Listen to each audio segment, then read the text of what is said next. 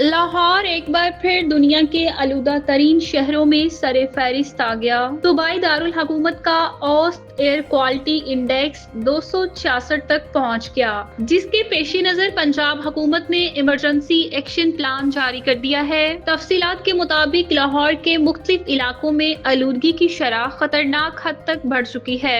عسکری 10 میں air quality index 414، سید مراتب علی روڈ پر 424 اور ڈی ایچ اے میں 328 تک ریکارڈ کیا گیا ہے۔ محکمہ ماحولیات کے مطابق بھارت میں دیوالی کے موقع پر پیدا ہونے والی ہوائیں پنجاب کے شہروں میں داخل ہو رہی ہیں، جس کے نتیجے میں لاہور سمیت کئی علاقوں میں اسموگ کی شدت میں اضافہ ہو گیا۔ ایمرجنسی ایکشن پلان کے تحت دھواں چھوڑنے والی گاڑیوں، بغیر فٹنس سرٹیفکیٹ چلنے والی گاڑیوں اور کھلی جگہوں پر کوڑا جلانے کے خلاف کریک ڈاؤن جاری ہے۔